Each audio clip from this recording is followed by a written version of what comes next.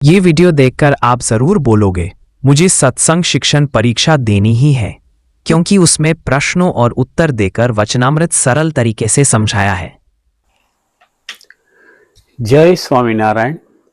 सत्संग शिक्षण परीक्षा अंतर्गत प्राज्ञ 2 श्रेणीમાં કુલ 18 વચનામૃતનો સમાવેશ કરેલ છે, જેમાં કાર્યાણી પ્રકરણના 3 વચનામૃત છે, તેમાં 10, 11 અને 12, અને ગઢડા મધ્ય પ્રકરણના 15 વચનામૃત છે, તેમાં અનુક્રમે 2, 7, 11, 12, 13, 16, 22, 28, 33, 47, 51, 55, 59, 61 અને 63, જે અનુક્રમે આપણે અલગ અલગ વિડીયોમાં સમજવા પ્રયત્ન કરીશું. આમ તો સત્સંગ શિક્ષણ પરીક્ષામાં વચનામૃતના આ વિભાગમાંથી કુલ 5 પ્રકારના પ્રશ્નો પૂછવામાં આવે છે. તે નીચે મુજબ છે, જેમાં 25 ગુણ હોય છે. 1 વાક્યમાં જવાબ લખો, 2 મુદ્દાસર જવાબ લખો, 3 દ્રષ્ટાંત લખી સિદ્ધાંત સ્પષ્ટ કરો, 4 અભ્યાસક્રમના વચનામૃતનું સંદર્ભ આપી સમજાવો, અને 5 અવતરણની પૂર્તિ કરો. તો આ વિડીયો શરૂ કરીએ તે પહેલા એક વિનંતી છે કે જો આપને આ વિડીયો આધ્યાત્મિક માર્ગમાં તથા સત્સંગ શિક્ષણ પરીક્ષા આપવાની તૈયારીમાં મદદરૂપ થાય તેમ લાગતું હોય તો મારી આ ચેનલ દાસનો દાસ તેને આપના મિત્ર મંડળમાં તથા સત્સંગ મંડળમાં અથવા જરૂરિયાતમંદ વ્યક્તિને શેર કરી, લાઈક કરી, સબસ્ક્રાઈબ કરશો, જેથી નવા વિડીયોનું નોટિફિકેશન આપને મળતું રહે. અને આપનું કોઈ મંતવ્ય હોય તો પણ કોમેન્ટ બોક્સમાં લખી જણાવશો. આપણી આ ચેનલ બનાવવાનો હેતુ એક જ છે કે સત્સંગનું જ્ઞાન દરેક પાસે પહોંચે તથા ભગવાન સ્વામિનારાયણ અને ગુરુહરિ મહંત સ્વામી મહારાજનો રાજીપો મળે એ જ છે. જ્ઞાન વેચવાથી જ્ઞાન વધે છે અને પાક્કું થાય છે. તો આપ પણ આ રાજીપાના અધિકારી બનો એવી મારી અંતરની અભિલાષા છે. તો આપણે સૌથી પહેલા સદગુરુ સંતોના મુખથી વચનામૃત સાંભળીશું. ત્યારબાદ તેમાંથી પૂછાતા પ્રશ્નો અને તેના ઉત્તરો સમજવા પ્રયત્ન કરીશું. સ્વામિનારાયણ હરે. વચનામૃત ગઢડા મધ્ય પ્રકરણનું 55મું, સોનીની પેઢીનું. સ્વામિનારાયણ હરે સંવત 1880ના જ્યેષ્ઠ સુધી એકાદશીને દિવસ સ્વામી શ્રી સહજાનજી મહારાજ શ્રી ગઢડા મધ્યે દાદા ખાચરના દરબારમાં ઉગમણે દ્વાર ઓરડાની ઓસરીએ ઢોલિયા ઉપર વિરાજમાન હતા, અને મસ્તક ઉપર નવાનગરનું સોનેરી કોરીયુક્ત શ્વેત મોડિયું બાંધ્યું હતું, અને શ્વેત પછેડી ઓઢી હતી, અને શ્વેત ખેસ પહેર્યો હતો.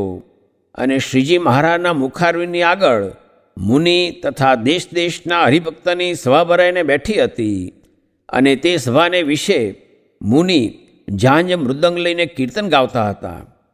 પછી તે મુનિ કીર્તન ભક્તિ કરી રહ્યા ત્યારે શ્રીજી મહારાજ બોલ્યા છે, જેનું આજ જેવું અંગ હોય તેવું સત્સંગ થયા મોરે પણ કાંઈક હોય ખરું. તે માટે આજ તો સર્વે જેનું જેવું અંગ હોય તે તેવું કહો. તેમાં પ્રથમ તો અમે અમારું જેવું અંગ છે તેવી વાર્તા કહીએ છીએ તે સાંભળો. જે જ્યારે અમારે બાળ અવસ્થા હતી ત્યારે પણ દેવ મંદિર હોય ત્યાં દર્શને જવું, કથા વાર્તા સાંભળવી, સાધુનો સમાગમ કરવો, તીર્થ કરવા જવું, એ વાર્તા ગમતી. અને જ્યારે ઘર મૂકીને નિસર્યા ત્યારે તો વસ્ત્ર રાખવું પણ ગમતું નહીં, અને વનમાં જ રહેવું ગમતું, અને બીક તો લેશ માત્ર લાગતી જ નહીં. અને વનને વિશે મોટા મોટા સર્પ, સિંહ, હાથી ઇત્યાદિ અનંત જનાવર દીઠામાં આવ્યા, પણ કોઈ પ્રકારે હૈયામાં મરવાની તો બીક જ લાગતી નહીં. એવી રીતે મહાવનને વિશે સદા નિર્ભય રહેતા. પછી તીર્થને વિશે ફરતા ફરતા શ્રી રામાનંદ સ્વામી પાસે આવ્યા, અને પછી શ્રી રામાનંદ સ્વામી જ્યારે અંતર્ધાન થયા તે કેડે સત્સંગનું રૂડું થવાને અર્થે કાંઈક બીક રાખવા માંડી. પણ અંતરમાં અખંડ વિચાર એવો રહે છે જેમ મનુષ્યને મુવાટાણે પથારી ઉપર સુવાર્યો હોય ત્યારે તે મનુષ્યમાંથી સૌને પોતાના સ્વાર્થની વાસના ટળી જાય છે અને તે મળનારાને પણ સંસાર થકી મન ઉદાસ થઈ જાય છે. તેમનું તેમ અમારે પોતાની કોરનું અને બીજાની કોરનું અંત અવસ્થા જેવું સદા વર્તે છે. અને જેટલું માયિક પદાર્થ માત્ર છે તે સર્વે નાશવંતને તુચ્છ સરખું જણાયા કરે છે, પણ એમ વ્યક્તિ નથી જણાતી જે આ સારું પદાર્થ છે ને આ ભૂંડું પદાર્થ છે. જેટલા માયિક પદાર્થ માત્ર છે તે તો સર્વે એક સરખા જણાય છે. જેમ કાખના મુવાડા છે તેમાં સારો કયો ને નરસો કયો, તે તો સારો નરસો સૌ એક પાડમાં છે, તેમ માયિક પદાર્થ પણ સર્વ સરખા છે. અને કાંઈક સારું નરસું જે કહીએ છે તે તો ભગવાનના ભક્તને સારું લગાડવાને અર્થે કહીએ છીએ જે આ સારું ભોજન છે, આ સારું વસ્ત્ર છે, આ સારું ઘરેણું છે, આ સારું ઘર છે, આ સારું ઘોડું છે, આ સારા પુષ્પ છે, તે ભક્તને સારું લાગે તે સારું કહીએ છીએ. અને અમારી સર્વે ક્રિયા છે તે ભગવાનના ભક્તને અર્થે છે, પણ પોતાના સુખને અર્થે એકેય ક્રિયા નથી. અને ભગવાનના જે એકાંતિક ભક્ત હોય તેનું જે મન તે ભગવાનના સ્વરૂપનું જ ચિંતન કરે, અને વાણી તે ભગવાનના યશને જ ગાય, અને હાથ તે ભગવાન કે ભગવાનના ભક્તની સેવા પરિચર્યાને જ કરે, અને કાન તે અખંડ ભગવાનના યશને જ સાંભળે. એમ ભગવાનની ભક્તિ જાણીને જે ક્રિયા કરીએ છીએ તે થાય છે, પણ એ ભગવાનની ભક્તિ વિના તો અમે સર્વ પદાર્થમાંથી ઉદાસી છીએ. જેમ કોઈક મોટો રાજા હોય ને તેને એક જ દીકરો હોય, અને તે રાજા 60-70 વર્ષનો થાય ને પછી તેનો દીકરો મરી જાય, ત્યારે તે રાજાનું મન સર્વ પદાર્થમાંથી ઉદાસ થઈ જાય. તેમ અમારે પણ ખાતા પીતા, ઘોડે ચડતા, રાજી કુરાજીપણામાં સર્વકાળે મન ઉદાસી જ રહે છે. અને અંતરમાં એમ વિચાર રહે છે જે આપણ તો દેહ થકી પૃથક આત્મા છીએ, પણ દેહ જેવા નથી. અને વળી અંતરમાં એમ વિચાર રહ્યા કરે છે જે આત્માને વિશે રખે રજોગુણ તમોગુણ આદિક કોઈક માયાનો ભાગ ભળી જાય નહીં, તેને ઘડીએ ઘડીએ તપાસતા રહીએ છીએ. જેમ 16.5 વાળું કંચન હોય ને તેને સોનીની પેઢીએ લઈ જાય, અને જો ધણીની લગાર એક નજર ચૂકે તો સોનું કાઢી લઈને તેમાં રૂપું ભેળવી દે, તેમ આ હૃદયરૂપી તો સોનીની પેઢી છે, અને તેમાં માયારૂપી સોની છે. તે પોતે બેઠો બેઠો સંકલ્પરૂપી જે હથોડો તેના અખંડ ટચકા મારતો રહે છે. અને જેમ સોનીના છોકરા સ્ત્રી હોય તે પારસી કરીને તેને હાથ આવે તો કંઈક સોનું ચોરી જાય, તેમ ઇન્દ્રિયો અંતઃકરણ એ સર્વે માયારૂપે જે સોની તેના છોકરા સ્ત્રી છે, તે કંચનરૂપ જે ચૈતન્ય તેને વિશે 3 ગુણ તથા પંચવિષયમાં આસક્તિ તથા દેહાભિમાન તથા કામ, ક્રોધ, લોભાદિક એ રૂપ જે રૂપું તેને ભેળવીને જ્ઞાન વૈરાગ્ય આદિક ગુણરૂપ જે સોનું તેને કાઢી લે છે. અને જે સોનામાંથી સોનું કાઢીને રૂપું ભેળવે તો તે સોનું 12 વલ્લું થઈ જાય છે, અને પછી તે સોનાને તાવીને પાછું 16 વલ્લું કરે તો થાય છે. તેમ આ જીવને વિશે રજ તમ આદિ જે રૂપું ભળ્યું છે તેને ગાળીને કાઢી નાખવું, ને પછી કંચનરૂપ જે એક આત્મા તે જ રહે, પણ બીજો માયિક ભેગ કાંઈ રહે નહીં. એવી રીતના વિચારમાં અમે રાત દિવસ મંડ્યા છીએ. એ અમારું અંગ છે તે કહ્યું. હવે એવી રીતે જેને જે અંગ હોય તે કહો. પછી સંત મંડળે એમ કહ્યું છે, હે મહારાજ, તમારે વિશે તો માય ગુણનો ભેગ હોય જ નહીં. તમે તો કૈવલ્ય મૂર્તિ છો, પણ એ જે સર્વે તમે વાત કરી તે તો અમારા અંગની છે, અને તમે કહ્યો જે વિચાર તે અમારે સર્વેને રાખ્યો જોઈએ. પછી શ્રીજી મહારાજ જય સચ્ચિદાન કહીને પોતાના ઉતારાને વિશે પધાર્યા. ઇતિ વચનામૃતમ. એવી રીતે ગરડા મધ્ય પ્રકરણનું 55મું વચનામૃત જે તે થયું. પ્રથમ પ્રશ્નમાં એક સંપૂર્ણ વાક્યમાં જવાબ લખવાના હોય છે. તેમાં 4 પ્રશ્ન પૂછવામાં આવે છે. દરેકનો એક ગુણ હોય છે. તો આ વચનામૃતમાંથી કેવા પ્રશ્ન પૂછી શકાય તે જોઈએ. પ્રશ્ન 1. મહારાજ શેના વિના ઉદાસી છે? જવાબ: ભગવાનની ભક્તિ વિના તો અમે સર્વ પદાર્થમાંથી ઉદાસી છીએ. પ્રશ્ન 2. મહારાજને માયિક પદાર્થ માત્ર કેવું જણાય છે? તો જવાબ: જેટલું માયિક પદાર્થ માત્ર છે તે સર્વે નાશવંત અને તુચ્છ સરખું જણાયા કરે છે. પ્રશ્ન 3. શ્રીજી મહારાજની સર્વે ક્રિયા કોને અર્થે છે અને કોને અર્થે નથી? જવાબ: અમારી સર્વે ક્રિયા છે તે ભગવાનના ભક્તને અર્થે છે, પણ પોતાના સુખને અર્થે એકેય ક્રિયા નથી. પ્રશ્ન 4.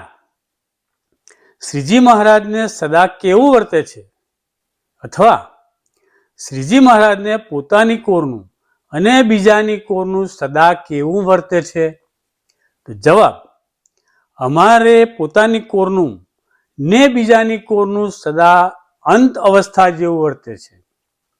અને જેટલું માયિક પદાર્થ માત્ર છે તે સર્વે નાશવંત ને તુચ્છ સરખું જણાયા કરે છે. પ્રશ્ન 5. મહારાજ કંઈક સારું નરસું કહે છે તે શા સારું કહે છે? જવાબ: તે તો ભગવાનના ભક્તને સારું લગાડવાને અર્થે કહીએ છીએ. પ્રશ્ન 6. સોનાની પેઢી, સોની અને હથોડાને ઠેકાણે શું છે? તો જવાબ: હૃદયરૂપી તો સોનાની પેઢી છે અને તેમાં માયારૂપી સોની છે ને તે પોતે બેઠો થકો સંકલ્પરૂપી જે હથોડો તેના અખંડ ટચ તડકા મારતો રહે છે. હવે બીજા પ્રશ્નમાં કોઈ પણ બેના મુદ્દાસર જવાબ 4 થી 5 લીટીમાં લખવાના હોય છે. તો આ વચનામૃતમાંથી કેવા પ્રશ્ન પૂછી શકાય તે જોઈએ. પ્રશ્ન 1. શ્રીજી મહારાજ ઘર મૂકીને નિસર્યા પછી તેમનું અંગ કેવું હતું?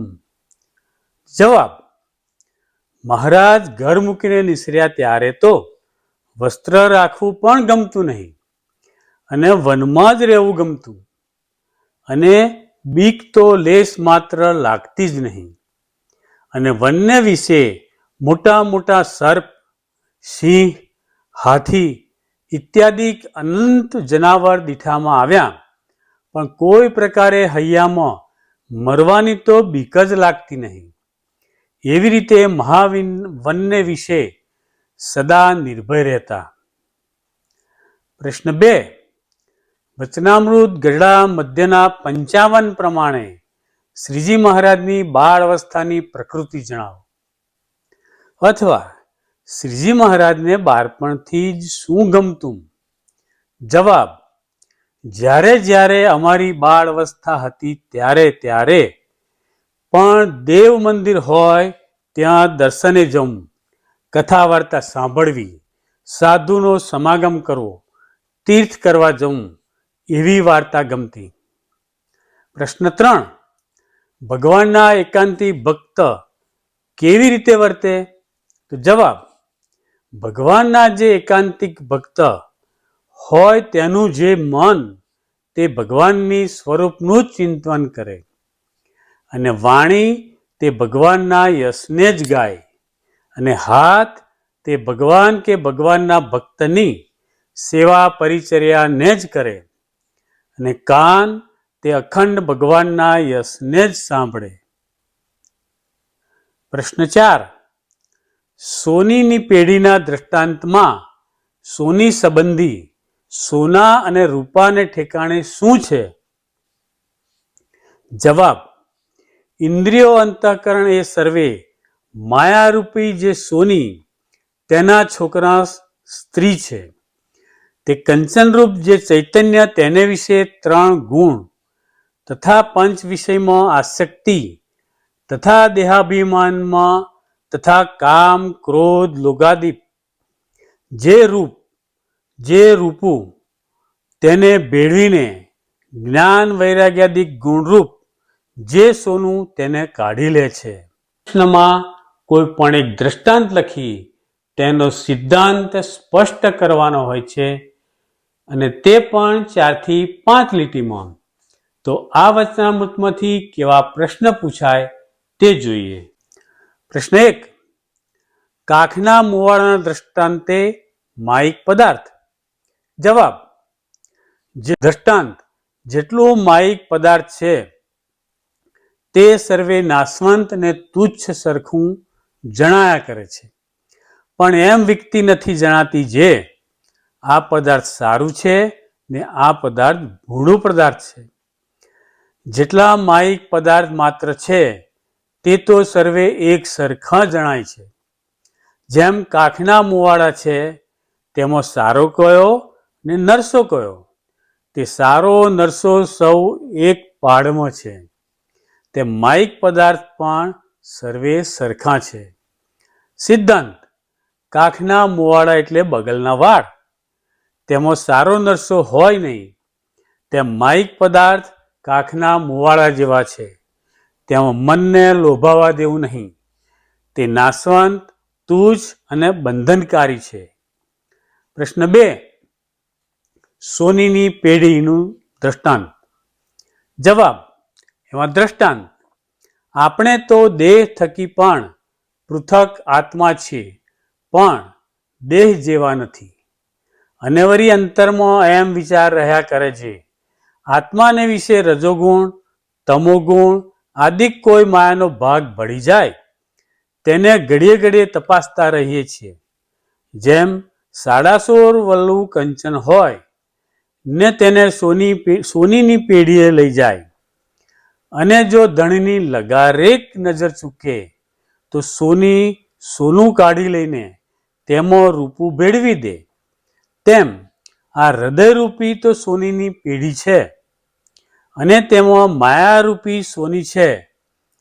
તે પોતે બેઠો થકો સંકલ્પરૂપી જે હથોડો તેના અખંડ ટચકા મારતો રહે છે. અને જેમ સોનીના છોકરા સ્ત્રી હોય તે પારસી કરીને તેને હાથે આવે તો કંઈક સોનું ચોરી જાય, તેમ ઇન્દ્રિયો અંતઃકરણરૂપ જે માયા રૂપે જે સોની તેના છોકરા સ્ત્રી છે, તે કંચનરૂપ જે ચૈતન્ય તેને વિશે 3 ગુણ તથા 5 વિષયમાં આસક્તિ તથા દેહાભિમાન તથા કામ ક્રોધ લોભાદિક એ રૂપ જે સાધુ તેને ભેળવીને જ્ઞાન વૈરાગ્યાદિક ગુણરૂપ જે સોનું તેને કાઢી લે છે અને જે સોનામાંથી સોનું કાઢીને રૂપું ભેળવે તો તે સોનું 12 વલ્લું થઈ જાય છે. સિદ્ધાંત: આપણે સોનીની ઉપર ગમે તેટલી નજર રાખીએ પણ સોની આપણી નજર ચૂકવીને તેમાંથી સોનું કાઢી લઈ રૂપું ભેળવી દે છે. તેમ આપણે ગમે તેટલા જાગ્રત રહીએ તો પણ માયારૂપી સોની આપણામાં રજોગુણ તમોગુણના ભાવ ભેળવી દે છે. માટે આપણે સતત જાગ્રત રહી અંતરદ્રષ્ટિ કરતા જ રહેવું જોઈએ અને માયાના જે ભાવ જેમ જેમ ભળતા જાય તેમ તેમ દૂર કરતા રહેવું. હવે ચોથા પ્રશ્નમાં કોઈ પણ 2 પ્રસંગો અભ્યાસક્રમના વચનામૃતના સંદર્ભનું પ્રમાણ આપી સમજાવવાનું હોય છે, તે પણ 3 થી 4 લીટીમાં. તો આ વચનામૃતમાંથી કેવા પ્રશ્ન પૂછી શકાય તે જોઈએ. પ્રશ્ન 1. નીલકંઠ વર્ણીએ ભેટમાં મળેલી સુંદર કઠારી નાશવંતને તુચ્છ સરખી જણાતા અફાડીને તોડી નાખી. જવાબ: એમાં સંદર્ભ: અમારે પોતાની કોરનું ને બીજાની કોરનું સદા અંત અવસ્થા જેવું વર્તે છે અને જેટલું માયિક પદાર્થ છે તે સર્વે નાશવંત ને તુચ્છ સરખું જણાયા કરે છે. સમજૂતી: ભગવાન અને સંતને માયિક પદાર્થમાં લેશ માત્ર આસક્તિ હોતી નથી. પ્રશ્ન 2. પ્રમુખ સ્વામી મહારાજ સંતો ભક્તોએ અર્પણ કરેલા હાર અંગીકાર કરે છે તે ભક્તને સુખને અર્થે પણ પોતાના સુખને અર્થે નહીં. જવાબ. સંદર્ભ. અને અમારી સર્વે ક્રિયા છે તે ભગવાનને ભક્તને અર્થે છે પણ પોતાના સુખને અર્થે એકેય ક્રિયા નથી. સમજૂતી. ભગવાન અને સંત કેવળ પોતાના ભક્તોને રાજી કરવા ભક્તોના સુખ માટે જ સર્વ ક્રિયા કરે છે પરંતુ પોતાના સુખને અર્થે એકેય ક્રિયા કરતા જ નથી. પ્રશ્ન 3. નીલકંઠ વાણીએ રામાનંદ સ્વામીને પત્રમાં લખ્યું, વાલું લાગે છે વસવું વને. જવાબ. સંદર્ભ. ગુણનો સંગ જ્યાં સુધી રહે ત્યાં સુધી કોઈ જીવ સુખીઓ રહે નહીં અને જ્યારે આત્મસત્તા રૂપે રહે ત્યારે જ સુખી રહે છે. સમજૂતી. રૂપાનો સંગ થવાથી 16 વલું સોનું 12 વલું થઈ જાય છે તેમ હઠ, માન અને ઈર્ષ્યા તેને સંગે કરીને અલૈયા ખાચર, જીવા ખાચર અને ફૈબા કે જેમણે મહારાજનો અપાર રાજીપો મેળવેલો તે ગુમાવ્યો અને દુઃખને પામ્યા. હવે 5મા પ્રશ્નમાં અવતરણોની પૂર્તિ કરવાની હોય છે. તેમાં 3 અવતરણ પૂછવામાં આવે છે અને 3 પૂર્ણ કરવાના હોય છે. તો આ વચનામૃતમાંથી કેવા અવતરણ પૂછી શકાય તે જોઈએ. અવતરણ 1. અમારે તો પોતાની કોળનું અને બીજાની કોળનું અંત અવસ્થા જેવું સદા વર્તે છે અને જેટલું માયિક પદાર્થ છે તે સર્વે નાશવંત ને તુચ્છ સરખું જણાયા કરે છે. અવતરણ 2.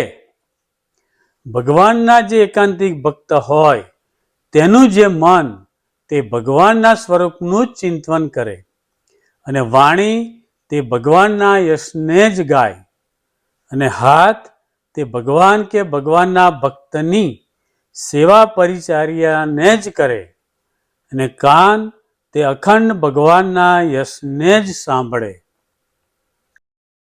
Jai Swaminarayan. Thank you for watching video.